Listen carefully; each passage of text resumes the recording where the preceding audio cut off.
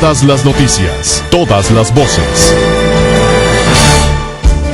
Hoy es el jueves 14 de noviembre, estas son todas las noticias y todas las voces.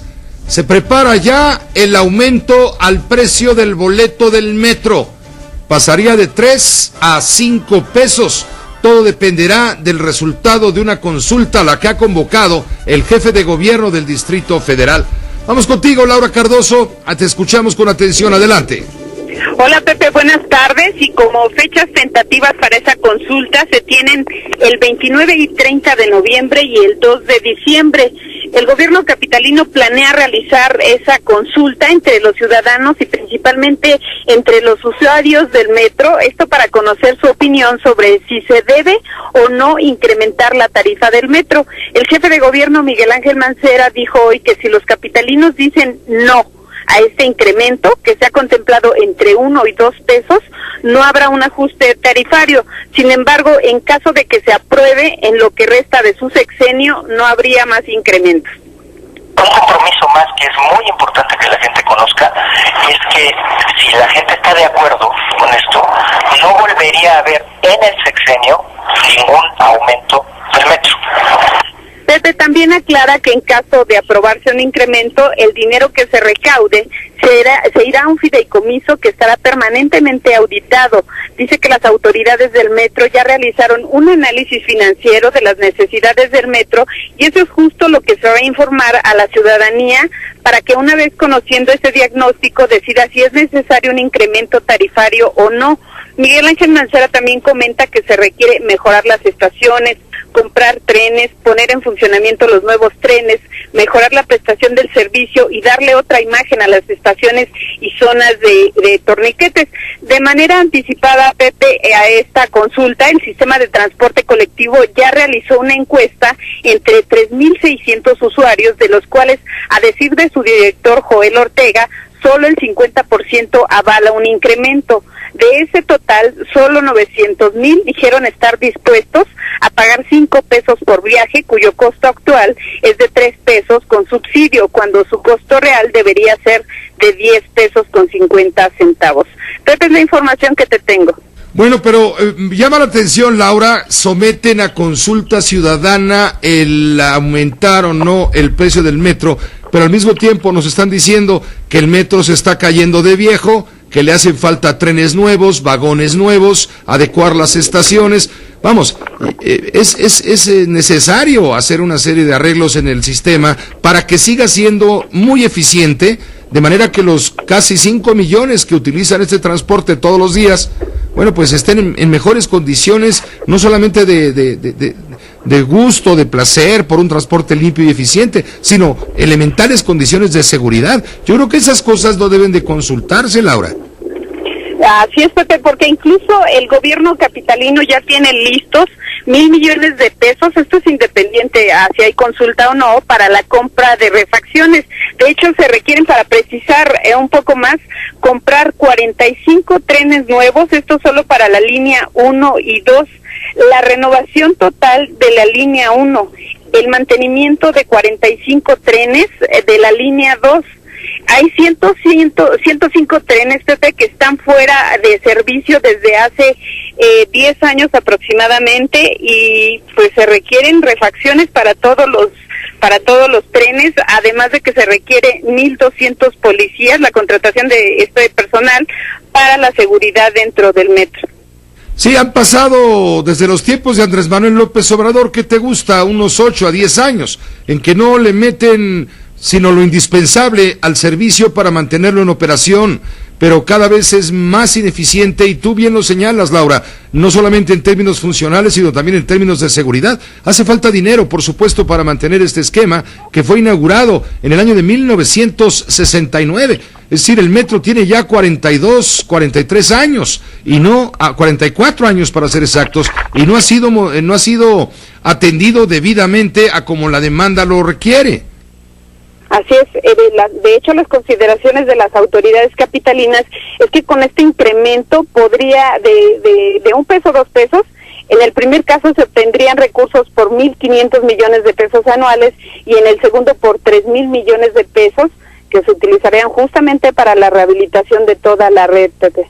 Laura Cardoso, aprovecho que estás en la línea para preguntarte a propósito del gobierno del DF y del friazo que hace en la capital del país, con el peor frío que hemos llevado en todo el año. No sé cómo te ha ido a ti, pero bueno, se han montado albergues para las personas que así lo demanden, ¿es correcto?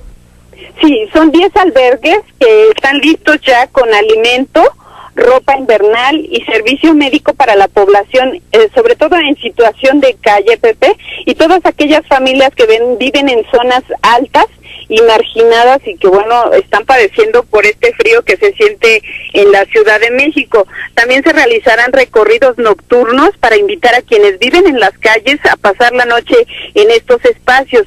Durante esta temporada invernal que inició desde el 1 de noviembre y termina hasta el 28 de febrero, se van a entregar aproximadamente 220,000 cenas calientes, 130,000 cobijas ya están listas, láminas de cartón, 2,000 polines y 50,000 despensas. Se tiene previsto también brindar 3,800 atenciones médicas y se van a aplicar vacunas contra la influenza y también para prevenir algunos otros padecimientos respiratorios. Ha iniciado una campaña de difusión para evitar riesgos por intoxicación con monóxido de carbono en las zonas altas de la Ciudad de México, porque recordemos que aún usan carbón y leña algunas familias que son de escasos recursos, y para solicitar la atención a población en situación de calle y también a las personas de escasos recursos, los ciudadanos pueden llamar a la línea 55 30 23 36, la repito, Pepe, es 55 30 23 36, o bien al servicio de localización telefónica Locatel, que ya no lo sabemos todos, 56 58 11 11. Lo más recomendable, cubrirse muy bien, Pepe, y consumir alimentos ricos en vitamina C. Pues te agradezco la información, la recomendación para aquellas personas que requieran este apoyo por parte de la autoridad metropolitana. Así es, Pepe, y al 066 también, que es el de emergencias, y al 068 de seguridad pública. Muchas gracias, Laura, estaremos en contacto. Buenas tardes, estamos en contacto. Buenas tardes, se va Laura con su boleto del metro, todavía va a aprovechando el viaje, que todavía está barato, y va a estar barato un rato hasta que se den a conocer los resultados de la encuesta, pero ya adelanta Joel Ortega, que el director del metro, en encuesta previa, en consenso previo, la mitad de la gente no quiere que le aumenten el precio del boleto de este transporte. Sin embargo, la otra mitad está de acuerdo en que, bueno, no es lo mejor, pero ¿qué se hace? Sino mantener este sistema de transporte que es fundamental para el movimiento de pasajeros de toda índole en la capital de la República Mexicana, en donde estamos de veras tiritando de frío, ya un poco menos hoy, poco menos. Ayer fue el día más helado, pero hoy está un poco más tranquilo. Sin embargo, hay que andar bien arropados, no hay que descuidarse. Hay problema con las enfermedades respiratorias. Cuídese, sale más barato prevenir que finalmente lamentar. Vamos con Alberto Hernández Unzón, al Servicio Meteorológico Nacional. Él tiene la última información sobre lo que va del clima, del tiempo y lo que viene este fin de semana. Alberto, ¿cómo te va? Buenas tardes. ¿Qué tal, Raúl? Pepe, buenas tardes. La temperatura sigue incrementándose, como bien comentas, se está recuperando. El día de ayer no subimos de los 9 grados centígrados, de hecho, durante parte de terminando el partido de fútbol, y 2 horas después ya la temperatura era 10 grados centígrados, eso fue la temperatura máxima. El día de hoy ya tuvimos mayor cantidad de radiación solar y la temperatura máxima fue de 20 grados centígrados. En estos momentos disminuyó ya a 17 grados centígrados en la zona aquí del Observatorio Central de Tacubaya. Sí está nublado, pero ahora es viento del sur de 15 kilómetros por hora, ya no es viento dominante del norte. Ya también disminuyó en la zona del Golfo de México, el viento en Ixtepec es de 46 kilómetros por hora. En estos momentos la temperatura más baja, de acuerdo a todos los aeropuertos, es en Monterrey, 12 grados centígrados, y 13 en el estado de Chihuahua. Está lloviendo nuevamente de manera continua en Cancún, en Mérida, en Cozumel, en Villahermosa y también en la parte sur del estado de Veracruz. La línea frontal seguirá afectando en el transcurso de estas próximas horas, con lluvias potencialmente también intensas, muy fuertes a intensas, en estos sectores de lo que es el sur de Veracruz, sobre todo en la parte también de Tabasco, de Campeche, Quintana Roo, Yucatán, el estado de Chiapas y Oaxaca. Como bien comentas también, ya viene un nuevo frente frío para lo que es sobre todo a partir del 19, 20 de noviembre, a diferencia de este que fue afectado por una masa de aire ártico. El siguiente es una masa de origen marítimo polar de la costa oeste de los Estados Unidos, por lo cual no va a ser con un drástico descenso de temperatura, pero sí va a ser un efecto continuado, es decir, esta recuperación para el fin de semana, ya llegando a valores de 21, 22, pero inmediatamente entre el 19 y 20 vamos a tener otro descenso de temperatura, no tan drástico, pero sí nuevamente hay que abrigarse muy bien, Pepe. Pues gracias al Servicio Meteorológico Nacional, Alberto, por avisarnos, ponernos en alerta y pendientes de lo que viene, con todavía unos buenos días, varios días de frío, del cual hay que cuidarse. Gracias. Hasta luego. Buenas tardes. Buenas tardes, gracias Alberto Hernández Unzón del Servicio Meteorológico Nacional. Sin embargo, y a pesar de que hay perspectivas favorables para que mejore el clima, para que mejore el tiempo, en Veracruz se mantiene la alerta, porque usted sabe que además del frío, en Veracruz ha pegado la lluvia, ya que ha pegado muy fuerte, a grado tal que ayer no hubo escuelas, se interrumpió la navegación, hoy ya hubo escuelas. Vamos con Javier Boranchel, él tiene la información concreta y completa. Javier, ¿cómo te va? Buenas tardes. Muchísimo gusto saludarte, Pepe, muy buena tarde a ti y al auditorio. Sí, la alerta se mantiene, es alerta gris la que el día de hoy ha sido anunciado. 29 municipios son los que se han visto afectados en el estado de Veracruz, motivado por esto, y además en distintos puntos. Así lo ha sido en el sur del estado, como también ha ocurrido en la zona de los Tuxtlas, y como también se han visto afectados en el municipio, en los municipios costeros entre Veracruz y Poza Rica, rumbo al norte. Hablamos de 2.500 casas que han recibido daños en sus estructuras, y que han motivado, por supuesto, también que se activen los albergues para poder trasladar a las personas a estos lugares, precisamente en donde las afectaciones han llegado. 29 municipios, de acuerdo a lo que ha dicho la Secretaría de Protección Civil, son los que se reportan con estas afectaciones.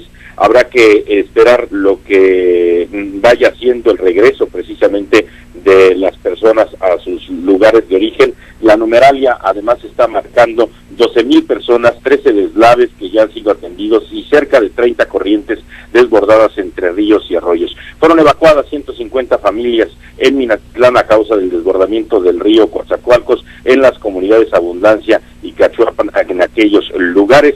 Y bueno, hay que señalar que por motivos de seguridad y hasta el término de esta emergencia, 600 personas permanecen albergadas en 8 refugios temporales distribuidos en Minatitlán y Cozoleacaque en el sur. Los planes de N3, el de la Marina y el Tajín de la Secretaría de Seguridad Pública continúan activados, Pepe. Estaremos pendientes nosotros, por supuesto, para informar a la audiencia allá en el estado de Veracruz, a la que enviamos un saludo muy afectuoso desde la capital del país.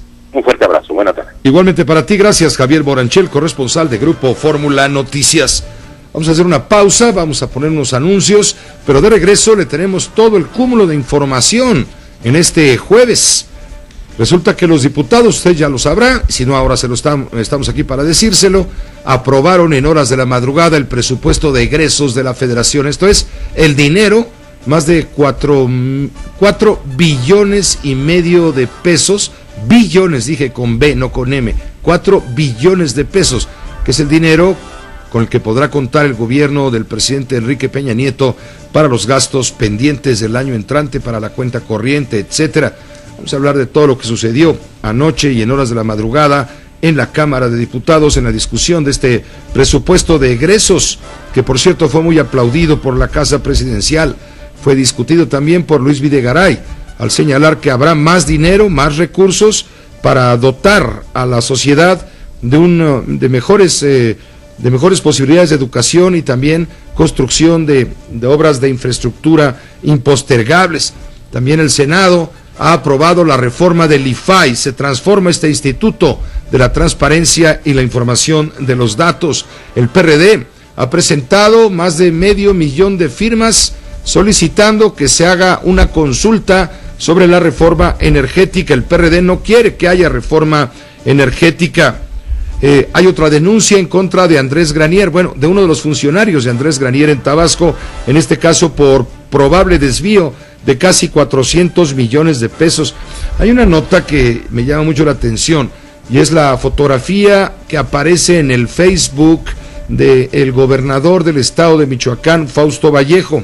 Es una fotografía que está adornada con el secretario de Hacienda, el propio gobernador del estado, y la presencia de una mujer, digamos, de moral disipada, ¿no? Por decir así la cosa muy decentemente.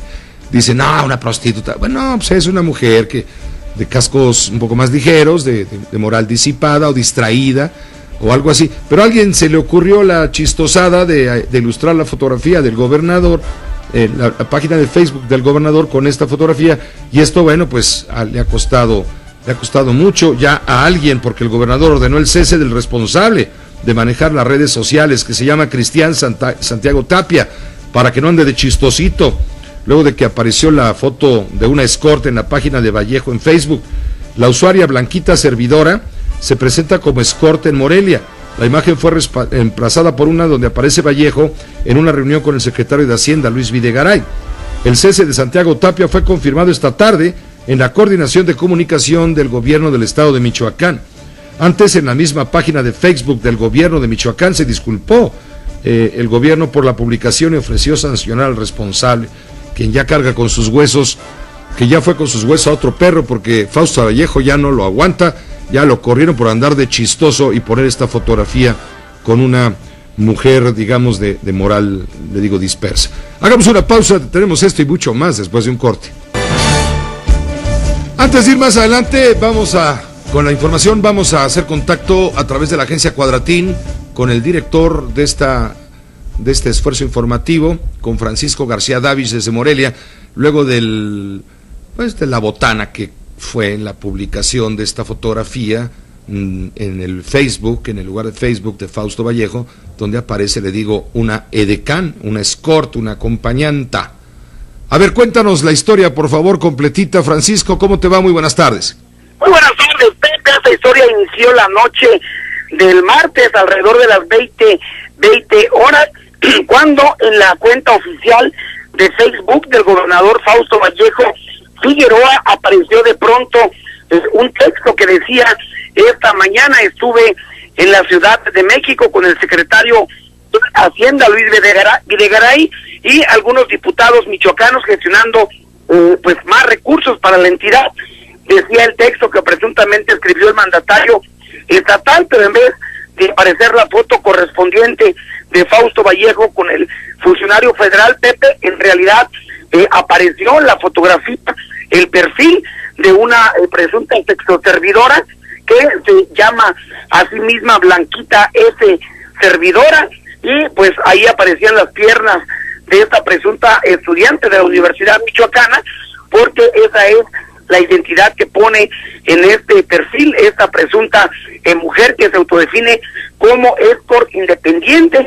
Y pues aunque solamente duró 1 minuto y medio la publicación, y rápidamente esta fotografía fue retirada, Pepe, pues pudo ser interceptada por muchos de los 62,000 seguidores que tiene Fausto Vallejo en esta red social, y de inmediato pues se hizo, como tú dices, toda una botana que ya hoy temprano originó que el gobernador Fausto Vallejo Figueroa dispusiera la remoción del responsable de estas redes sociales que ya anteriormente, Pepe, habían dado mucho de qué hablar, luego de que durante la convalecencia de Fausto Vallejo, durante su ausencia, cuando se suponía que se encontraba precisamente internado, inclusive fuera de cualquier actividad por las cuestiones médicas propias del trasplante de hígado que él sufrió, seguían apareciendo publicaciones tanto en Twitter como en Facebook, presuntamente redactados por él, y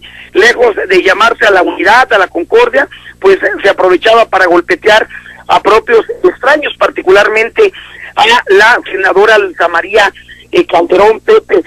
Una vez de que el gobernador ya dispuso la remoción del titular, de quien era titular del área de redes sociales, Cristian Santiago Tapia, este joven publicó en su cuenta de Facebook un texto que lo cabeció como: un acto no define a un hombre, y dice, sin hacer alusión directa a la publicación, fue un error técnico y humano, un monitoreo de troles no es sencillo, y el pantallazo de esta polémica es parte de ese monitoreo. Asumo ese error y estoy al pendiente de la resolución que aún no ha dado mi gobernador en este caso, afirma, cuando en realidad él ya fue cesado, Pepe. También en otra publicación, Cristian Santiago Tapia dice: muchas gracias por sus palabras y muestras de afecto, pues a quienes le han expresado ahí su solidaridad. Dice: estoy tranquilo conmigo, en paz, porque sí, cometí un error, metí la pata, pero pues no robé, no traicioné o hice algo que me avergüence, ni a mí ni a mi familia. En fin, Pepe, ya fue removido este joven que se escapó cuando Jesús Reina García removió a un total de 15 asesores que había en la nómina estatal, porque pues unos no cobraban, otros se dedicaban a realizar algunas otras tareas, y entre los cesados se encontraba ya Cristian Santiago Tapia, pero habló con Reina en su momento. Reina tuvo una reconsideración con él y continuó hasta hoy, Pepe, que parece que ya se llenó el vaso, Pepe. Pues te agradezco la crónica, sin duda de mucho color moreliano, en relación con esta página con este espacio que tiene el gobernador Fausto Vallejo Figueroa en la red social del Facebook, y todo este asunto de Blanquita S. servidora, pues debe ser Blanquita su servidora, ¿no? O sea, su servidora, Pepe, lo cierto, hoy platicaban ya de manera de chistorete muchos de los allegados a Fausto Vallejo. Hoy precisamente aquí en Morelia, Pepe, se puso en marcha el CRIT, el Centro de Rehabilitación Infantil del Teletón, un evento que fue transmitido a nivel nacional por una televisora privada, y muchos de los allegados dicen que otros muy amigos de Fausto Vallejo le decían: oye, pues sí que estás bien repuesto, que ya hasta traes niñas. Otros le decían: oye, pues sí, yo pensé que estabas enfermo, pero no, vemos que estás muy sano. Y ya pues a echar relajo, Pepe, con este decir, que sin embargo pues sí tuvo algunas repercusiones un poco más serias, más de preocupación, por gente pues que cree que no es prudente utilizar las redes sociales con cuestiones de otro tipo que no sea la información institucional, Pepe. Te agradezco mucho el comentario y la información, Francisco García Dávich, que estés muy bien y muy buenas tardes allá en Morelia. Buenas tardes, Pepe, saludos. Gracias, saludos. Hubo un accidente, un alcance, una carambola se llama, en la autopista México-Querétaro. Se reportan 15 lesionados. Edgar Martín Ríos, corresponsal de Grupo Fórmula. Él tiene más información. Edgar, ¿cómo te va? Muy buenas tardes. Muy buenas tardes, Pepe. Sí, lamentable esa carambola, como tú lo comentas. El reporte es de 15 personas lesionadas, 2 con reporte de gravedad. Fue el saldo del accidente ocurrido esta mañana en Querétaro. Se trata de una carambola que se registró sobre la autopista Querétaro-México, en la zona metropolitana, a la altura del kilómetro 207 de la carretera 57. Este aparatoso accidente se vieron involucrados 17 vehículos entre camiones de carga, tráilers y automóviles compactos. Ocurrió, según los datos oficiales de la Policía Federal, por el exceso de velocidad de algunos vehículos, el tráfico generado por obras que se realizaban en la zona, y además de un accidente por alcance ocurrido kilómetros antes. Las 2 personas con reporte de gravedad fueron trasladadas al hospital del Instituto Mexicano del Seguro Social inmediatamente, tras quedar prensadas debajo de uno de los tráilers, y los médicos ya los están atendiendo. Al respecto, el personal de la Unidad Estatal de Protección Civil explican el percance y realizan los trabajos ya en ese momento para atender a los heridos. Vamos a escuchar a los paramédicos que en el momento del hecho dan declaraciones. Pues desgraciadamente el descenso de la cuesta china hace que los vehículos, por falta de pericia, tengan a bien pues no alcanzar a tener buena visibilidad, y eso es lo que provoca este tipo de accidentes. Bueno, pues hasta aquí la información, Pepe. Se reportan las personas ya en el Instituto Mexicano del Seguro Social. No está en peligro su vida, pero sí siguen con el reporte grave. Bueno, estamos atentos, Edgar. Gracias por la información. Muy buenas tardes. Gracias, Pepe, buenas tardes. Un alcance más, esto ya no es infrecuente en la carretera, en la autopista México-Querétaro, donde los vehículos pues adquieren una muy alta y peligrosa velocidad. Agradezco mucho al ingeniero Joel Ortega, el director del Sistema de Transporte Colectivo Metro del Gobierno de la Ciudad de México. Le agradezco que nos permita una breve conversación con la audiencia de Grupo Fórmula. Joel, ingeniero, ¿cómo estás? Buenas tardes. Pepe, me da mucho gusto saludarte a ti, a tu auditorio, a tus órdenes. Buenas tardes. Al contrario, muchas gracias. Comentábamos hace un momento, Joel, preguntábamos pues abiertamente, ¿para qué solicitar una consulta de si procede o no aumentar el boleto del metro, la cantidad que tú me digas, 2 pesos, si se necesita con urgencia que haya recursos frescos para tener nuevos trenes, mejores trenes, reparar los que todavía puedan ser reparados, arreglar estaciones, mejorar la seguridad? No entiendo para qué piden permiso. Pepe, es precisamente bajo el lema de Decidamos Juntos, de que el jefe de gobierno ha pedido que se le consulte a la ciudadanía, primero para que la gente esté consciente de que vamos a hacer un ajuste importante en la tarifa del metro. En diferentes ocasiones se han hecho ajustes de este tipo a lo largo de sus 44 años de existencia, se han hecho 10 ajustes, y en lo que nosotros queremos también es de que por vez primera vamos a etiquetar los fondos a donde se van a dedicar los recursos que se van a captar por este aumento de 2 pesos en la tarifa del metro, siempre y cuando la gente esté de acuerdo y nos dé su sí a través de una triple encuesta que estaremos levantando a final de este mes con tres casas encuestadoras. El motivo principal es que se etiqueten, que se vaya esto a un fondo específico para que la Asamblea Legislativa pueda llevar el seguimiento de los avances del programa, se tenga un programa de trabajo supervisado por el Legislativo, y al mismo tiempo pues que estos fondos sean auditados cada año con el propósito de que los aumentos no sean como ocurre en otras instancias donde se piden los aumentos y no se sabe a dónde van a canalizarse. Aquí hemos hecho una lista muy específica de a qué conceptos iría la aplicación de estos recursos, y principalmente van hacia recuperarle al metro la musculatura que debe de tener para poder dar un buen servicio en materia de los trenes con los que debe contar, y que podamos mejorar principalmente lo que es nuestros tiempos de recorrido de los trenes, el intervalo de paso. Tenemos más de la mitad de la gente esperando de 2 a 4 trenes para poderse subir al metro, las terminales están abarrotadas, necesitamos más trenes en su conjunto. Y de manera ¿Cuántos trenes más hacen falta, Joel? Pues por lo menos hay que echar a andar los 105 que están parados en el sistema. Tenemos 105 trenes parados. Es un fenómeno que empezó hace 10 años y desafortunadamente se ha venido agudizando, y al mismo tiempo también estamos proponiendo que se compren 45 trenes nuevos con aire acondicionado para la línea 1, aparte de 12 trenes más que vamos a comprar para completar los trenes que se requieren para la adecuada operación de la línea 12 una vez que se haga la prolongación de Mixcoac hasta el Metro Observatorio, en donde, como tú sabes, el gobierno federal tiene previsto que llegue un tren rápido de Toluca a la Ciudad de México. Ese es el propósito. Sí, hay más, me dices, hay más de 100 trenes que ya están comprados y que están parados desde hace 10 años. Que se han comprado en diferentes etapas. Sí, claro. Recuerda que el metro tiene diferentes versiones de trenes, tenemos más de 17 trenes diferentes modelos, y desafortunadamente por falta de refacciones y de mantenimiento oportuno se fueron quedando parados. Cada uno de estos trenes valen alrededor de 200 millones de pesos, y nos parece que es muy importante que podamos contar con el dinero suficiente para hacer un programa multianual y poder rescatar y poner en operación estos trenes. En el caso concreto de lo que estamos planteando de los 45 trenes nuevos para línea 1, también estamos proponiendo de que podamos reconvertir la línea 1, que esta línea la llevemos a estándares internacionales, colocando puertas de andén, que los trenes operen con un CBTC para poder garantizar un intervalo de paso corto. ¿Por qué lo hacemos en la línea 1?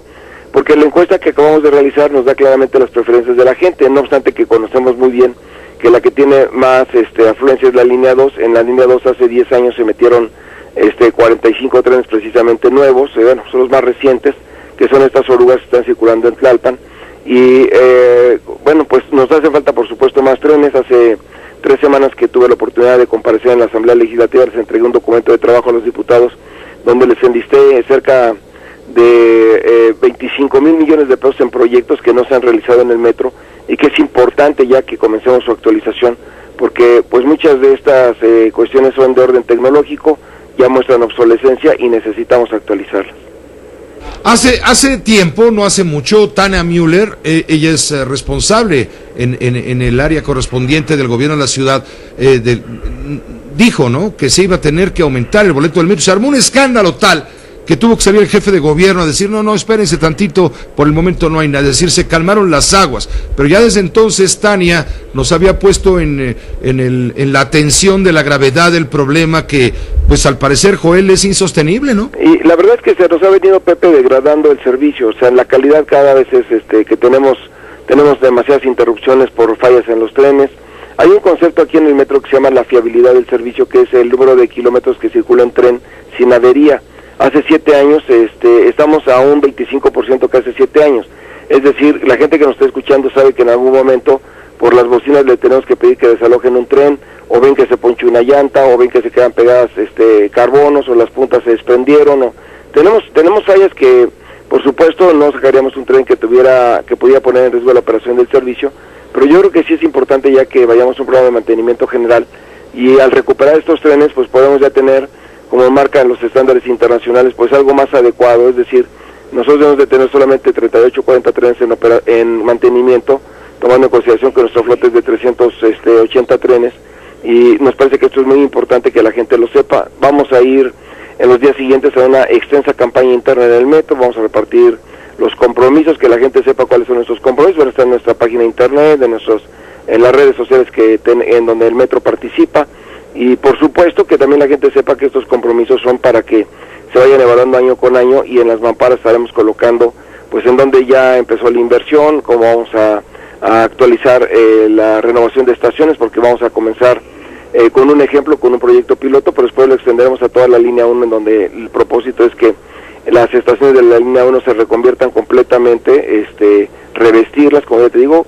Lo de las puertas de andén es un asunto importante, porque cada vez que tenemos una interrupción, ya sea porque se cae algún objeto a las vías, o porque inclusive se suicida una persona, pues esas interrupciones del servicio ponen en jaque verdaderamente al sistema, porque las interrupciones, aunque duren minutos, cuando duran más de media hora, en las otras líneas no saben que una línea está parada, y evidentemente siguen arrojando más pasaje, y entonces el servicio se colapsa. Hemos tenido inclusive que cerrar estaciones precisamente frente a este fenómeno que tenemos. Y entonces tienes razón, te entendemos, Joel, es un problemón, pero ¿qué pasa si hacen la consulta y la mayoría de la gente dice no? Pues lo platicamos ampliamente con el jefe de gobierno, y bueno, nosotros pensamos que es mejor ir sobre la frase de que decidamos juntos con la gente, y de que en el caso que nos digan que no, pues tendremos que ir a buscar que los subsidios se amplíen por parte del por parte del gobierno de la ciudad. Aquí hay un asunto muy importante, Pepe. El gobierno de la ciudad, a través de, por supuesto, de quien lo encabeza, existe el compromiso de que no se van a reducir los subsidios al metro. Estaremos en este presupuesto arriba de 13.250 millones de pesos para el ejercicio del próximo año, y entonces solamente queremos encontrar un mejor balance para que si la gente lo determina, que adelante con la vinculación de la tarifa con estas obras que queremos realizar, pues todo este dinero vaya a inversión, nada a gasto corriente, y bajo la observación y vigilancia de la Comisión de Transportes de la Asamblea Legislativa. Quiero decirte que inclusive si la gente nos llegara a dar la confianza con el sí de los 5 pesos, quiero decirte que para el año que entra el subsidio estará cercano a 11 pesos con 16 centavos. O sea, es decir, si nos dieran la tarifa de 5 pesos, el gobierno de la ciudad seguirá subsidiando en el 60% de su valor a cada uno de los usuarios que utilizan el servicio. Es decir, el boleto del metro debe de costar arriba de los 11 pesos. El costo real. El boleto del metro debería costar el costo real de la operación, que es en este momento, hasta diciembre, será de 10 pesos con 50 centavos, pero como tenemos compromisos de arrendamientos, que es el caso de la línea 12 de los trenes, pues el año que entra se va a mover a 11.16 el subsidio, y por eso también lo que buscamos es que exista una relación más sana para la empresa en sus balances técnico-financieros, y que al mismo tiempo también eso garantice la viabilidad de la empresa. Es un hecho importante también que hay que destacar a la gente, que se requiere de la participación colectiva, y que existe una conciencia de que el metro es un servicio indispensable en la ciudad, y que vale la pena renovarlo porque es para su beneficio. Me está pidiendo que te pregunte si en este momento, como están las cosas, el metro es un transporte seguro, sí, porque la gente ya se espantó. No, es un transporte seguro, por supuesto. No, en ningún área se cometería la irresponsabilidad de sacar a circular un tren que sabemos que va a fallar. las fallas que tenemos desafortunadamente pues son parte pues tenemos una flota que tiene 40 años de edad en promedio, es decir, se nos ha hecho ya viejita la flota, pero se ha hecho un gran esfuerzo por parte de los trabajadores y de la empresa para que estén los trenes operando. Estamos moviendo en este momento 5.3 millones de viajes personal al día. La encuesta nos ha arrojado que el 71% de la gente declara que transborda por lo menos a otra línea, lo cual nos hace pensar que estamos llegando cerca de 9.9 millones de viajes personal al día en las diferentes redes, porque alguna gente, pues, como ya te estoy comentando, hace algún transbordo y pues eso evidentemente pues nos lleva a un mayor esfuerzo de mantenimiento. Y por supuesto pues tenemos también que pensar en trenes nuevos, porque aunque hay trenes nuevos en la línea 12, en la columna vertebral del metro, que son las líneas 1, 2 y 3, donde se realizan el 51% de los viajes de cada día, pues los últimos trenes que se ingresaron son los de la línea 2, las orugas que están sobre la calzada de Tlalpan, y pues sí es importante que en esta gestión por lo menos renovemos los trenes de la línea 1. Esos trenes, conforme se vayan liberando, los mandaremos a la línea 3, pero pues sí es indispensable que pensemos ya en una nueva generación de trenes. Y además hay un hecho importante, Pepe, que hay que destacarle a los ciudadanos, que es importante ya que pensemos el metro con aire acondicionado ya en los nuevos trenes, porque pues el calentamiento global, el problema que tenemos de alta temperatura en las estaciones y el hacinamiento de tanta gente que utiliza el servicio hace que la gente que viaja en el metro viaje con un calor insoportable. Entonces es muy importante que sepan que estos trenes nuevos que estamos planteando adquirir, tanto los 45 para la línea 1 como los 12 para la línea 12, lo estamos planteando ya con aire acondicionado, como está ocurriendo ya, pues ya casi en la generalidad de metros del mundo. Pues te agradezco, Joel, la explicación tan amplia que nos brindas, la oportunidad de entender un poco más a fondo la realidad de este sistema de transporte que es crucial para la ciudad, es fundamental, ya es indispensable, y que opere en las mejores condiciones posibles. Vamos a esperar entonces el resultado de estas consultas que se van a hacer a fin de mes, principio del mes entrante, y ya nos contarás después cómo se va a aplicar el dinero, cómo se va a hacer esto para que la gente esté mejor informada. Y te haremos llegar, por supuesto, un catálogo con la campaña publicitaria que vamos a hacer, y si en el proceso de la consulta surgen dudas, por supuesto estamos a tus órdenes, y aprovechar tus micrófonos para comunicarnos con tan importante y crítico auditorio. Muchas gracias Joel Ortega, muy buenas tardes. Es el ingeniero Joel Ortega, director del Sistema de Transporte Colectivo Metro. Es urgente inyectarle dinero fresco, nuevos equipos, mantener los que ya no operan, etcétera, para brindar un mejor servicio a la ciudadanía, pero para ello es inevitable incrementar el costo del precio del boleto del metro, que aun aumentándole 2 pesos, nos ha dicho Joel Ortega, llevándolo de 3 a 5 pesos, aún así seguiría habiendo un subsidio importante cuando un viaje real el año entrante, viaje persona, va a costar 11 pesos con 16 centavos. El gobierno está aportando más del 60% en subsidio. Pero en fin, todo esto lo platicaremos lo informaremos con mayor detalle. Hagamos una pausa breve. Legislador, te tuviste que chutar completa la sesión del Pleno para discutir y luego finalmente aprobar el paquete del presupuesto de egresos para el año entrante. Se aprobó ya en lo general y en lo particular este presupuesto para el ejercicio que viene. Fue toda una sesión muy larga, Sara. Ya tenemos presupuesto. Así es, Pepe, ¿cómo estás? Muy buenas noches. Decirte que sí, fue cerca de las 7 de la mañana hoy, luego de casi 9 horas de discusión, como el Pleno de la Cámara de Diputados aprobó en lo general y en lo particular este presupuesto de egresos para el próximo año, y se fueron ya de puente los diputados, la cita para el miércoles próximo, para la próxima sesión. Poco antes de las 2 de la mañana fue aprobado en lo general el presupuesto con un monto de 4.467.000 millones de pesos, 466 votos a favor, solo 18 en contra y 4 abstenciones. De acuerdo con el diputado del PRD, Carol Antonio Altamirano, pues los recortes principalmente se dieron, por ejemplo, en el área de la Sodesol, en la Comisión Federal de Electricidad, también en el Poder Judicial, pero no se afectan programas importantes. Uno de los recortes más importantes fue a la Secretaría de Desarrollo Social con cerca de 4.000 millones y el Instituto Federal Electoral con cerca de 500 millones de pesos. No quedaron afectados programas sustantivos del gobierno federal. Hubo Hubo ampliaciones al presupuesto por 64.190 millones de pesos, reducciones por 76.000. A la Secretaría de Comunicaciones se le incrementaron 11.000 millones, 4.500 a Educación Pública, además de que se estableció un fondo de capitalidad para el Distrito Federal de 3.000 millones, 3.000 millones de pesos más para la frontera, luego de la aprobación de la homologación del IVA del 11 al 16 y 7.000 millones para el Fondo de Reconstrucción en Guerrero.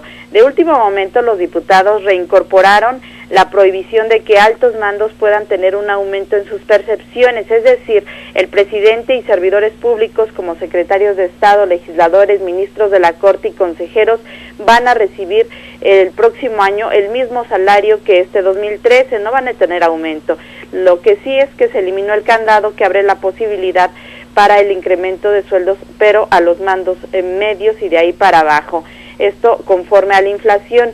Tras la aprobación en lo general, se inscribieron 88 reservas, 11 fueron retiradas, la mayoría rechazadas.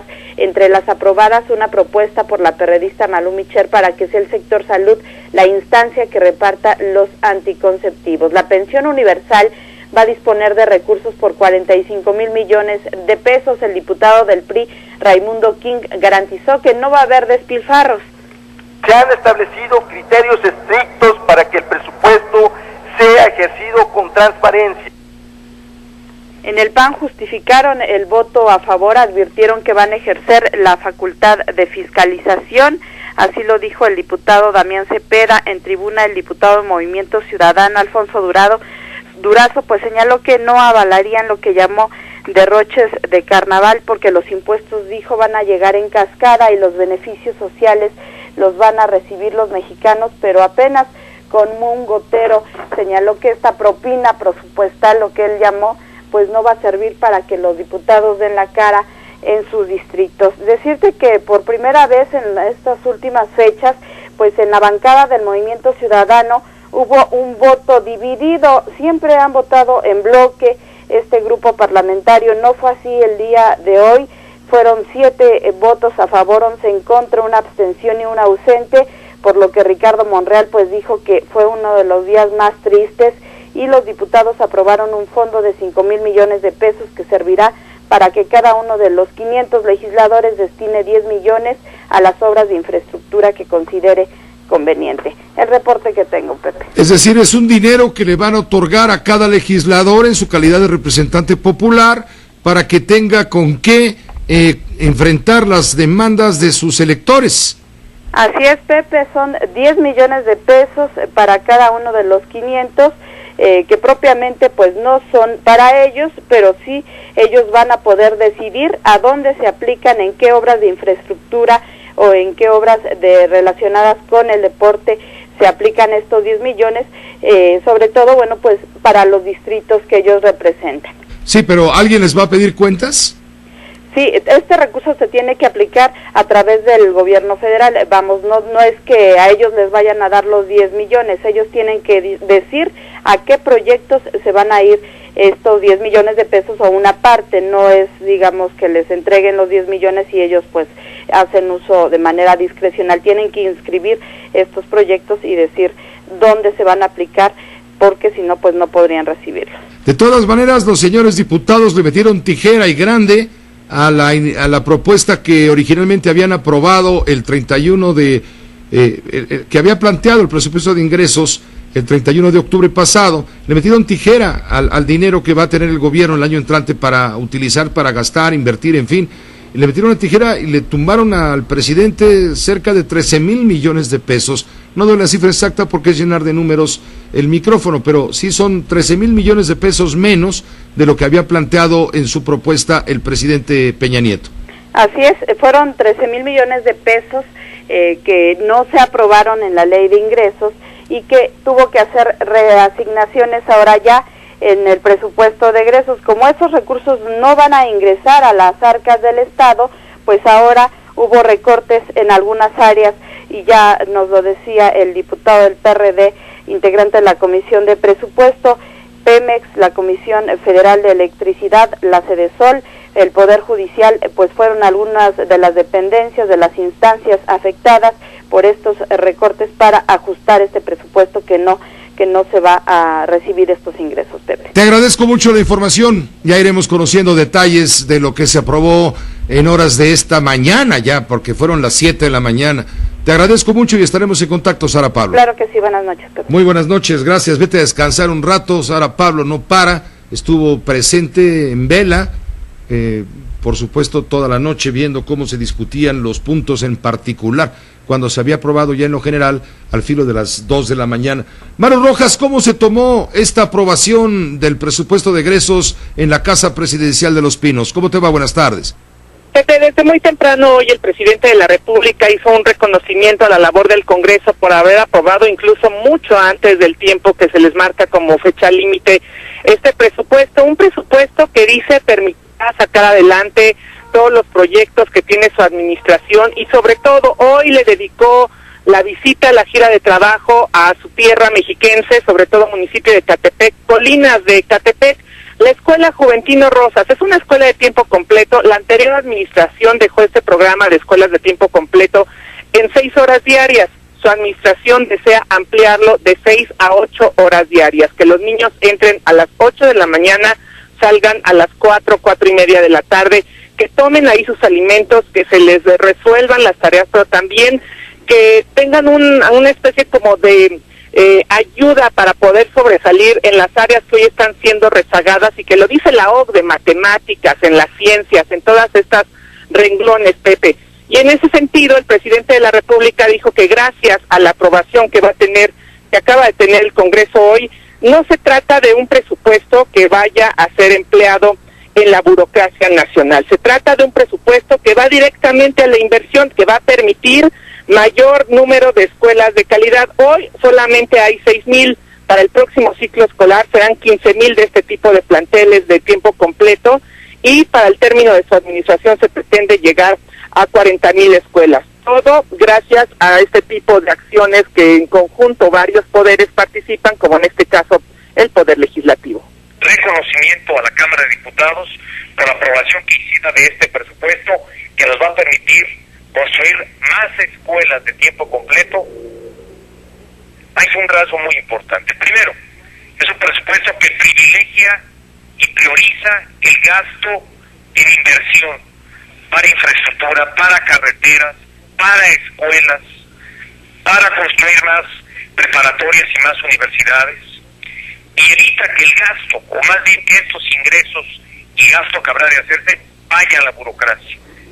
Eso es lo que dice hoy el presidente de la República después de haber convivido con niños, visitó salones de cómputo, también el comedor donde ellos toman sus alimentos, y intentó participar en las prácticas de educación física que tienen los menores, pero nos dimos cuenta que ya no se acuerda el presidente de algunas rondas infantiles, no le gusta bailar la pelusa, pero sí está al pendiente de que estas escuelas tengan no solamente el equipamiento de las computadoras, sino también en estos amplios horarios se dedique una parte a la actividad física para el otro programa, el de la obesidad y la diabetes, que hoy es el día, Pepe. Pues muchas gracias por la información, Maru Rojas, muy buenas tardes. Buenas tardes. Ya casi noches. Marta Alicia Villela, también habló el secretario de Hacienda y Crédito Público, Luis Videgaray. ¿Qué dijo? Gracias, Pepe, te saludo con gusto. Efectivamente, el secretario de Hacienda, Luis Videgaray, celebró la aprobación horas antes del término que marca la ley del presupuesto para 2014, que dijo da certidumbre al trabajo del sector público y permitirá que el ejercicio del gasto se emita en tiempo y forma. Permitirá que los procesos de ejercicio del gasto, incluyendo la emisión de reglas de operación a cargo del Ejecutivo para los distintos programas de gasto público, se emitan a tiempo y podamos tener un eficaz ejercicio del gasto público federal el próximo año. En conferencia de prensa en el Salón Panamericano de Palacio Nacional, Luis Videgaray destacó el aumento de 8.8% en el monto a ejercer en el 2014 con respecto al presente año, al ascender a la cifra histórica de 4.467.226 millones de pesos, de los que se privilegia la inversión por encima del gasto corriente. Adelantó que ya se está evaluando la cobertura adicional para cubrir los $85 por barril que presupuestó la Cámara de Diputados, con el objetivo de garantizar los ingresos suficientes a lo largo de 2014.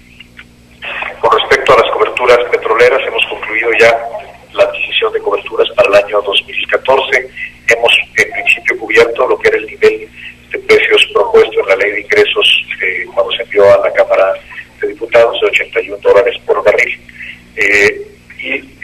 Se está evaluando la necesidad y conveniencia de hacer una cobertura adicional para el nivel de $85 previsto en la ley de ingresos, pero por lo pronto tenemos ya adquirida y completa la cobertura al nivel de $81 por barril. Con ello se garantiza que no habrá ni recortes ni subejercicio en el gasto. Luis Videgaray aseguró, Pepe, que el gasto en educación será la prioridad, al que destinarán 592.9 millones de pesos, un 7% más que en 2013, mientras que el gasto en inversión crecerá 14.3% más que este año, al alcanzar 849.000 millones de pesos. El secretario de Hacienda señaló que otras partidas que tendrán un gasto histórico es la contemplada para cubrir los proyectos de ferrocarril de pasajeros, que es una de las prioridades de la administración de Enrique Peña. El funcionario aseguró que el gobierno federal está comprometido a ejercer este presupuesto en tiempo y forma, con transparencia y con el objetivo de darle un impulso a la economía. Pepe, mi reporte. Muchas gracias Marta Alicia por la información, que te vaya muy bien y muy buenas tardes. Seguimos pendientes. Mire, estaba viendo aquí una tabla donde se destacan los rubros en los cuales hubo reasignaciones o ajustes en el presupuesto. Por ejemplo, al Poder Legislativo, en su conjunto, le habían asignado una cantidad. Muy bien, le cortaron 450 millones de pesos. Le mocharon al Poder Legislativo, le digo en general. A la Cámara de Senadores le quitaron 185 millones de pesos. A la Cámara de Diputados, 315 millones de pesos. Al Poder Judicial le recortaron 4,000 millones de pesos. A la Comisión Federal de Competencia le recortaron casi 300 millones de pesos. Al Instituto Nacional para la Evaluación Educativa le recortaron 613 millones y piquito de pesos. Al Instituto Federal de las Telecomunicaciones le recortaron 2,000 millones de pesos. A la Secretaría de Hacienda, 525 millones. A la de Comunicaciones le recortaron 4,000 millones. A Educación Pública, 2,500 millones. A la Comisión Federal de Electricidad el golpe fue fuerte, 7,500 millones de pesos menos. A Pemex, otro golpe fuerte también, 6,000 millones de pesos. A la Secretaría de Desarrollo Social, prácticamente lo que decía Marta Alicia, lo que decía Sara Pablo, 4,000 millones de pesos. A Turismo le recortaron 6,000 millones de pesos. A Energía, casi 500,000 millones. Y al Instituto Federal, casi 500 millones. Y al Instituto Federal Electoral también le recortaron 500 millones de pesos. Son los recortes más sensibles que se pueden ahora vislumbrar luego de la aprobación en estas primeras horas del día, cerca de las 7 de la mañana, en la sesión de pleno de la Cámara de Diputados, hoy que se aprobó todo este asunto. Bueno, lo comentaremos con Enrique Quintana, si nos permite, después de una breve pausa. Dentro de la larga lista de los 64 ciudadanos y ciudadanas mexicanos que aspiran a ocupar uno de los 5 puestos que quedaron libres en el Instituto Federal Electoral, ya se han descartado varios. Agustín Basabe lo hizo ayer, hoy lo acaba de hacer Mauricio Fará Guevara, o Guevara Fará, él lo acaba de hacer. Acaba de decir que él no aspira a un cargo de esta naturaleza por ahora. Ha habido muchos movimientos, todo esto lo vamos a platicar, a comentar en un momento más con el doctor Luis Carlos Ugalde, experto analista en temas político-electorales, en fin, usted lo conoce de sobra. Pero primero déjeme hacer contacto con Enrique Quintana, director editorial del periódico El Financiero. Hay mucha información, mucho tema con esto de la aprobación del presupuesto de egresos para el año entrante y también con lo que parece ser una enorme pifia de la doctora Mercedes Juan, secretaria de Salud, quien ayer dijo que la violencia es tan costosa como 15 puntos del Producto Interno Bruto, que es con lo que se mide la riqueza nacional. Estamos hablando de más de 1,000 millones a ver, que me diga ahorita Enrique Quintana de cuánto estábamos hablando, una cantidad escandalosa, 15 puntos del PIB, y me parece que la doctora leyó mal. Enrique Quintana, ¿cómo te va? Muy buenas tardes. ¿Qué tal, Pepe? Buenas tardes. Sí, es mucho dinero, 2.4 billones de pesos. 2.4 billones, o sea, 2.400 millones. No, 2.4 millones de pesos. Exacto, para ponerlo en una cifra, digamos, más asequible, Pepe, son 6.575 millones al día. Es decir, es la mitad del presupuesto nacional que acaban de aprobar ayer. Pues sí, más o menos por ahí anda la estimación que hizo la doctora. Pero tu periódico lo notó a tiempo y lo subrayó. Pues sí, es que, mira, contrasta mucho con la cifra que el INEGI oficialmente dio a conocer, y que pues hoy en el comunicado que Salud está, donde está reconociendo esta virtual pifia, se hace este contraste. El INEGI, a través de encuestas muy detalladas, calculó que la delincuencia, todo el crimen, le cuestan al país 1.34% del PIB. De todas maneras es mucho dinero, estamos hablando de más de 200,000 millones de pesos. Sin embargo, este monto, Pepe, está lejísimos del 15% que manejó la doctora Juan. El problema es que ella tomó como cifras oficiales datos que no lo son, es decir, estimaciones, análisis académicos, que pues a lo mejor hubieran quedado bien en opinión. En fin, todo esto se entiende que es gravísimo, y ella creo que al intentar obrar de buena fe, pues sí se equivocó, porque ella estaba haciendo notar lo caro que resulta para el país la violencia, por lo cual se demanda una acción franca, frontal y más eficaz para tratar de frenar la violencia, y dio esa cifra, y de pronto pues sí se barrió, ¿verdad? El dato. Sí, no, al menos todos los indicadores serios, Pepe, te dicen que no es tanto. Sí es mucho, 215,000 millones de pesos anuales, es un mundo de dinero y realmente hace mucha diferencia, pero está lejos de que la mitad del presupuesto público pues es el equivalente a los efectos de la violencia. No es todavía para tanto, afortunadamente. De acuerdo con la ley de ingresos, ¿cuánto va a recaudar el gobierno federal al cobrar los impuestos? Una cifra parecida, ¿no? Poquito menos, Pepe. 180,000 millones. No, va a ser mucho más. El presupuesto que se aprobó el día de ayer... no me refiero a eso, sino de acuerdo con la ley de ingresos y con los nuevos impuestos, sí. Además del... el extra. El extra. 180,000 millones, tienes razón. Exacto, entonces la violencia, digamos que cuesta más caro que todo lo que va a recaudar Hacienda con los nuevos impuestos. Dicho así muy claramente, ¿no? Y eso sí, con los datos oficiales del INEGI. Y con los datos oficiales del INEGI. Bueno, pues ya se corrigió, se puede uno equivocar, claro, una autoridad pues tiene que hacerlo con mucho cuidado, no se pueden equivocar las autoridades en sacar estas cifras, pero en fin, qué bueno que lo aclara el periódico El Financiero, qué bueno que lo comentas tú con la audiencia de Grupo Fórmula. ¿Cómo viste anoche, finalmente, en lo que quedó el presupuesto de egresos, es decir, el dinero que va a tener el presidente Peña Nieto y su gobierno para gastar el año entrante? Mira, hay una cosa que me gusta y varias que no me gustan de esta aprobación. ¿Qué me gusta? Que el gobierno está adoptando una política activa para tratar de sacar al país de la recesión en la que virtualmente estamos. Independientemente de la etiqueta que se use, Pepe, lo cierto es que la economía no crece. Eso es la situación en la que nos encontramos. El gasto público del próximo año va a crecer casi 9% en términos reales, es decir, por arriba de la inflación 9 puntos, y esto con objeto de tratar de que la economía se mueva, de que haya más dinero, de que el gobierno genere una demanda de bienes y servicios que pueda ser satisfecha por proveedores, que a su vez le compren a otros, que contraten gente, etcétera. Esto es lo que me gusta. Creo que hay una política activa de gasto para tratar de sacar al país de la recesión.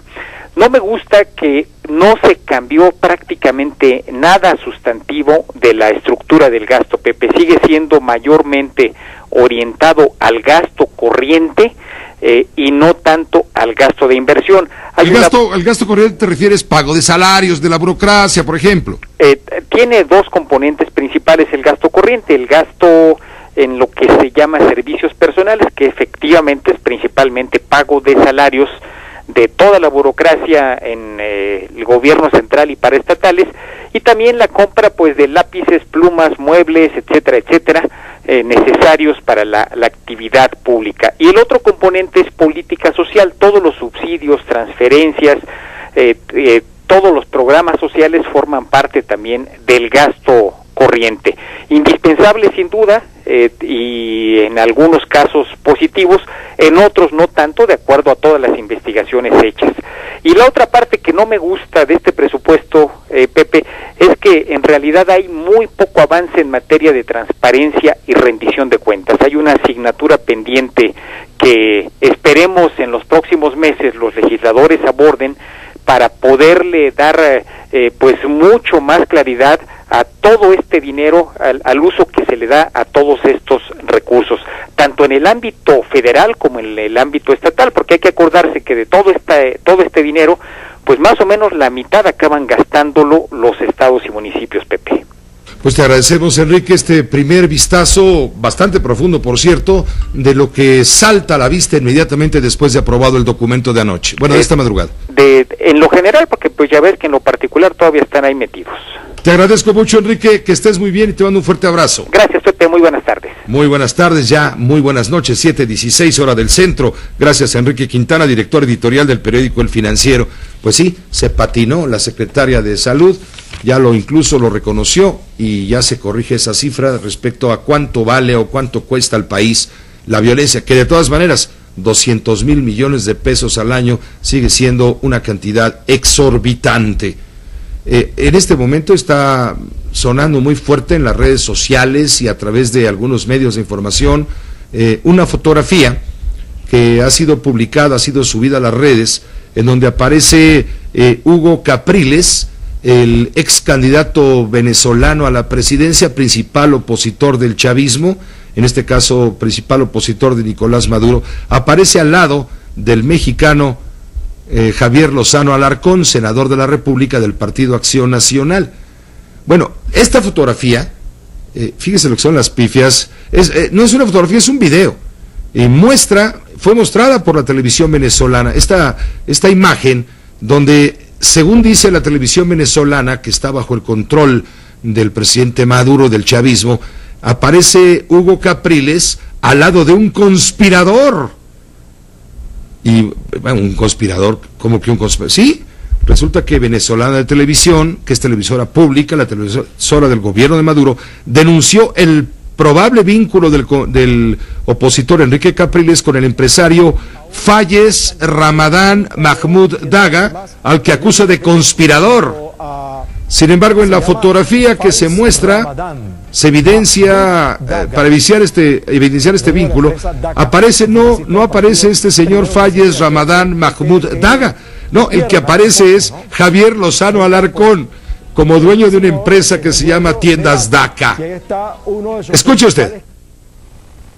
Bueno, vamos a ver en la gráfica a un señor candidato biperdedor y quién sabe si más, Enrique Capriles, junto a, se llama Fayez Ramadán Mahmoud Daga, dueño de la empresa Daca, el financista del partido Primero Justicia. Mira, qué tierna esta foto, ¿no? Ahí están, pues, este señor es el dueño de Daca y ahí está uno de sus principales clientes. Ese es uno de sus principales clientes. Acuérdense que este señor que está con la gorrita puesta no iba a comprar, sino a buscar plata. Y bueno, esa es la manera de entenderse ellos, ¿no? Bueno, entonces, parte de lo que dijo la televisión, ponen a Capriles, el principal opositor, le digo, allá en Venezuela, de Nicolás Maduro y del chavismo, ponen a Capriles supuestamente, pues saludando, apapachando cordialmente a Fayez Ramadán Mahmoud Daga. Y a menos que Javier Lozano Alarcón tenga un hermano idéntico, un gemelo idéntico, pues caray, cómo se parece, pero no es, ese que aparece ahí se equivocó, la televisión venezolana falló. Le pasó lo que la doctora Mercedes Juan cuando lo oyó la cifra, la secretaria de Salud. Ahora que veamos a Javier Lozano decir, no me falles Lozano, no me Mahmoud falles Daga, porque ya te confundieron en Venezuela. Si vas por Venezuela, pues déjate el bigote o haz alguna otra cosa, porque dicen que eres un conspirador. Hagamos una pausa. Multilínea 516. Agradezco por supuesto al doctor Luis Carlos Ugalde, analista político, director de la empresa Integralia, www.integralia.com.mx, esta empresa que se encarga de estar fiscalizando la actividad de los cuerpos legislativos, en fin. Y le agradezco a Luis Carlos, que también es un experto en temas de política electoral, y en fin, le agradezco que contribuya con su colaboración en esta ocasión en torno a lo que se viene ya inminente en la Cámara de Diputados para designar a para llenar los 5 huecos que quedaron vacíos en el IFE, el del presidente consejero y el de los consejeros ciudadanos del instituto. ¿Cómo estás, Luis Carlos? Buenas noches. Muy bien, Pepe, muy buenas noches. Bueno, hay toda una rebatinga política alrededor de estos aspirantes. Se habla de 64, más otros 5 que por ahí andan, casi 70, que quieren ocupar 5 espacios. Así es. Se han mencionado nombres bastante conocidos y otros bastante desconocidos. Pero de los nombres conocidos ha habido una serie de anuncios respecto a que no avanzarán. Por ejemplo, el caso de Agustín Basabe, académico, el caso de Mauricio Farah, que fue visitador de la Comisión de Derechos Humanos y ahora trabaja en la Cámara de Diputados. Así es. Ha habido varios que dicen no vamos. El propio José Waldenberg. Yo creo que a él no le interesa, pero también lo empezaron a mencionar. Total, en la bolsa metieron a muchos, hasta incluso a nuestro compañero Luis Carlos Ugalde. No, a mí no me han metido, afortunadamente. Digo, a Carlos Elizondo Mayer Serra, discúlpame, no. Sí. A Carlos Elizondo Mayer Serra lo meten y todo eso. Y después hay quien habla de que esto es un movimiento muy extraño, porque de pronto muchos empiezan a salir, dicen no vamos, porque están previendo que ya viene un nuevo Instituto Electoral Nacional y no quieren quemar las cartas fuertes o algo por el estilo. ¿Tú cómo lo ves? Mira, hay mucha incertidumbre y yo pensaba ayer que había bastante certeza, porque hasta ayer a mí me habían dicho que el proceso para designar a estos 5 consejeros, 4 consejeros y un presidente, iba a venir acompañado después del nombramiento de otros 6 consejeros para que sumados dieran 11, que supuestamente será el número de los nuevos consejeros del Instituto Nacional Electoral, si así queda la conformación. Pero salió el senador Roberto Gil ayer a decir que no, que los que van a elegir ahora, estos 5, van a ser transitorios por unos meses. Entonces, ese tipo de información, que yo no sé si sea correcta, lo único que genera es un enorme desaliento, porque los que están participando de esta lista de 66 que mencionas, pues hay gente muy buena, y claramente si dicen, no, yo voy a ser consejero por 3 meses y luego tengo que volver a participar, pues la verdad es que desalienta, y esto no genera la calidad de un proceso que requiere cuidar a las personas que quieren participar. Entonces, tiene que aclarar el Congreso si estos que van a elegir van a ser parte del nuevo instituto o son transitorios. Yo creo que lo más lógico es que estos nuevos 5 del IFE eventualmente pasen a ser de la nueva institución. Y por cierto, también comentan ya que los 4 consejeros en funciones, los que están llevando las riendas del IFE, que en mi opinión debiesen continuar, van a ser quitados o van a ser simplemente ya desechados, a menos que algún partido los retome y los ponga en sus listas. Con lo cual, ¿qué quiero decir, Pepe? Que el proceso de designación de consejeros del IFE, desde hace muchos años, yo mismo fui parte de un proceso complicado, no logra resolverse correctamente, y además en la prensa, como tú comentas, empiezan a filtrar nombres que son a veces cortinas de humo, son parte de tácticas de campaña, y hoy el propio Carlos Elizondo a mí me lo comentó y salió con López Dóriga en la radio a decir que pues él ni le interesa, y sin embargo hoy en columnas aparece como que va a ser el presidente del IFE, y dice Carlos, a mí ni siquiera me han contactado, y si me contactaran ni siquiera me interesa. Entonces es un reflejo de las tácticas de los partidos, Pepe. Sí, se está mencionando con insistencia, se están mencionando cartas fuertes, que pudieran estar vinculadas con este proceso al que te refieres. Se habla de José Waldenberg, de Santiago Krill, que parecería, dice la columna de Joaquín López Dóriga en esta ocasión, El Milenio, dice que pareciera más bien una propuesta del PRD. El PRI está sacando como cartas a Carlos Elizondo y el PRD a Alfredo Figueroa, a Ciro Murayama y a Cuauhtémoc Cárdenas. Yo te digo, Pepe, habiendo tenido alguna experiencia en estos algunos años, que buena parte de estos son barajas que tiran para distraer, para quemar a veces, o simplemente para confundir, porque el juego se llama vetos. Entonces, en este momento hay vetos múltiples y se están discutiendo fundamentalmente en la mesa del Pacto por México. Muchos de los nombres los lanzan diputados que a lo mejor no están en la mesa real de negociación, o los lanzan porque están cuidando sus cartas reales. A lo mejor muchas de esas son lanzafuegos para ver cómo reacciona la opinión pública, pero se trata de un juego previo que a veces es medio perverso y que no necesariamente es lo que va a acabar sucediendo al final. Vamos a ver si es posible localizar a Carlos Elizondo Mayer Serra para que nos dé también su punto de vista, como lo hizo este mediodía aquí en Grupo Fórmula con Joaquín López Dóriga. A ver si Carlos le quiere entrar al tema, porque pues su nombre es multimensionado, claro, multicitado, debía decir, y incluso se dice sobre Carlos que es de los pocos que cuentan con el consenso de los 3 principales partidos. Bueno, si Carlos no lo reitera, pero yo escuché que dijo él que a él nadie le había preguntado y que hoy aparece en la prensa su nombre multicitado. O sea, lo están poniendo, lo están aventando y están manejando la hipótesis de que a lo mejor estas cartas las van a retirar porque mejor las guardan para cuando se constituya lo que tú no quisieras, que es el Instituto Nacional Electoral. Sí, claro, que yo creo que esa es la pregunta de fondo. ¿Qué tipo de Instituto Nacional o Instituto Electoral vamos a tener? Yo he escuchado una versión intermedia que ahora sí me gusta más, que debo decirlo. A ver. Que es la idea de que al IFE se le dan nuevas atribuciones, redistritación electoral, algunas fases de la fiscalización, el diseño de los programas de resultados preliminares para que lo ejecuten los estados y el nombramiento de consejeros de los institutos estatales. Si eso es así y los institutos estatales permanecen organizando elecciones, a mí me parece que es una buena medida.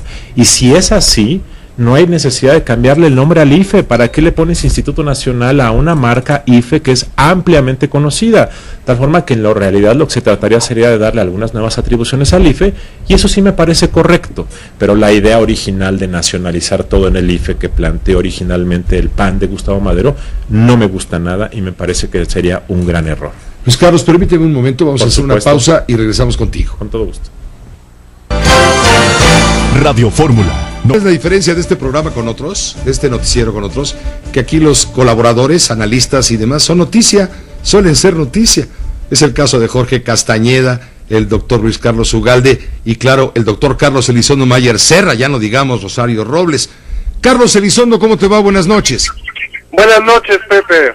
Oye, pues ¿qué? ¿Vas o no vas? ¿O te están aventando al ruedo? ¿Cómo va la cosa? Voy en el tráfico, ¿a qué te refieres?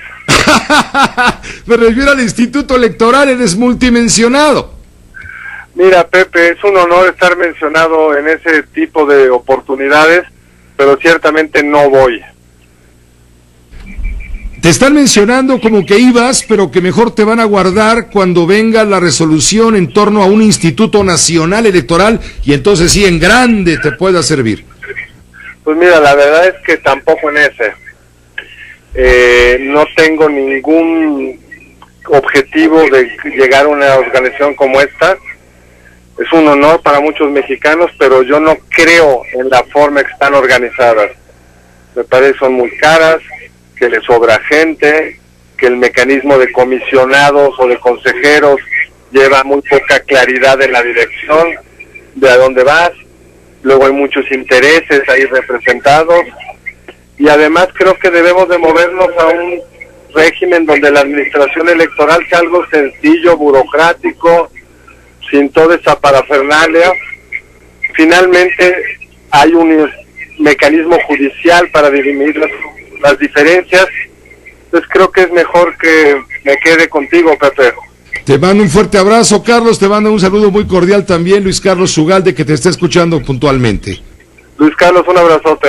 Buenas noches, Carlos. Gracias. Buenas noches. Te veo al ratito, gracias, Carlos. Nos vemos al rato en la tele. Claro que sí, Carlos Elizondo Mayer Serra, analista político en este espacio, aquí tiene su sección que hemos denominado Por eso estamos como estamos, y los jueves colabora con nosotros en el noticiario de Uno TV Noticias, así que lo veré en un ratito más y hablaremos, claro, pero por supuesto, de este tema, Luis Carlos. Sí, lo mismo te aseguro, Pepe, ocurre en el caso de Cuauhtémoc Cárdenas. ¿Tú crees que al ingeniero Cárdenas le interesa ser consejero del IFE? Por importante que es el IFE, yo creo que es una gran institución, pero yo te reitero, estos son juegos, cortinas de humo. Cortinas de humo simplemente para distraer de lo que realmente está ocupando.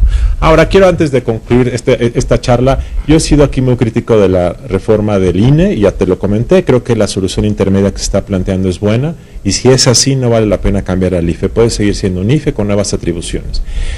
Donde sí me parece que es una gran noticia es lo que se ha estado escuchando de crear una chequera nacional para pagar a proveedores de campañas políticas. Significa básicamente que cualquier partido que quiere contratar un espectacular, comprar cachuchas o cualquier gasto de campaña, tiene que hacer una orden de compra a través del IFE y el IFE le paga al proveedor. Creo que eso es bastante interesante, centralizador ciertamente, pero sí puede meter más orden en el mercado, equilibrar los costos de campaña y reducir los problemas de operación. Incluso a los proveedores les puede convenir porque a veces dicen no me pagó, y esto puede generar más orden en todos. Eso me gusta mucho y creo que es una buena medida, entre muchas otras que me parece que no son muy relevantes o algunas incluso malas.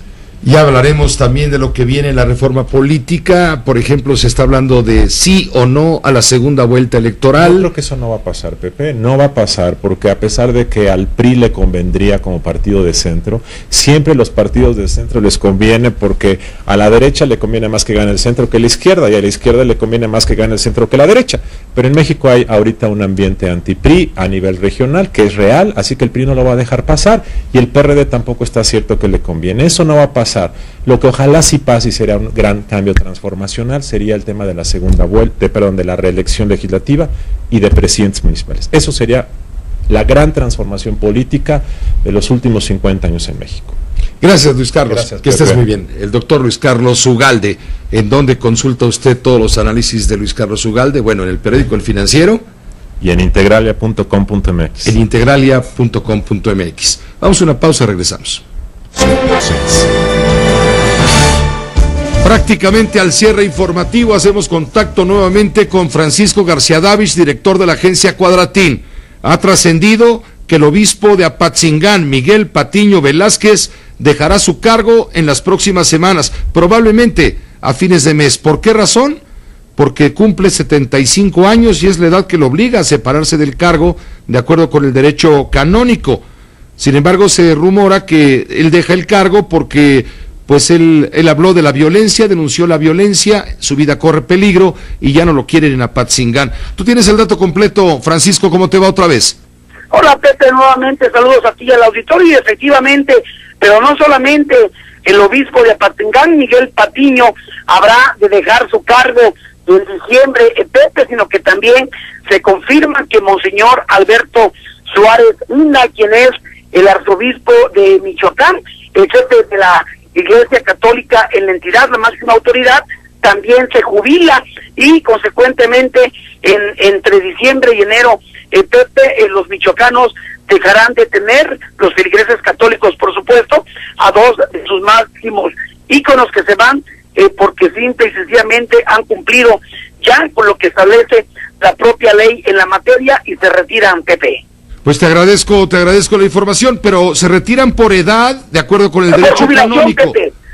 Se jubilan ambos. Monseñor Alberto Suárez Inda nos hizo esta revelación desde mayo del año pasado, que seguiría los pasos que Benedicto, y que él, pues ahora que todavía se encuentra fuerte, sólido, lúcido, prefiere dejar ya el mando que le ha conferido el propio Vaticano, y ahora únicamente se puntualiza que será en el mes de enero cuando designen nuevo arzobispo aquí en la diócesis de Morelia, Pepe. Muchas gracias, Paco García Davich, que estés bien, buenas noches. Gracias a la agencia Cuadratín también por esta información.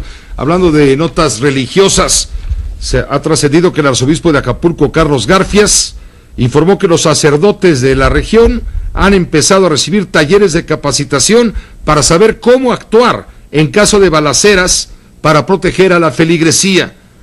En los talleres te presentan una circunstancia concreta, te dan la instrucción de cómo tranquilizar a las personas, ubicarlas en lugares seguros, pedirles que vayan a los lugares donde puedan tener mayor protección, cerrar las puertas.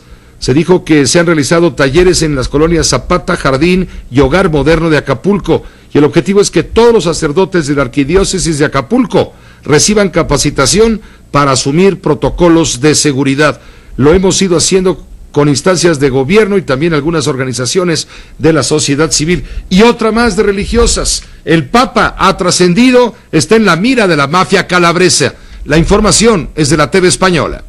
Esta vez ha sido la inversa. El Papa Francisco se ha desplazado al Palacio del Quirinale para visitar al presidente de la República, Giorgio Napolitano.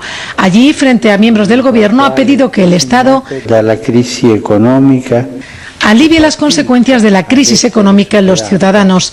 Napolitano, por su parte, ha lamentado el actual clima político de Italia, envenenado y desestabilizante, ha dicho. Una visita institucional con especial atención a las medidas de seguridad, después de que el fiscal jefe de Reggio Calabria haya especulado con la posibilidad de que el Papa esté en el punto de mira de la 'ndrangheta.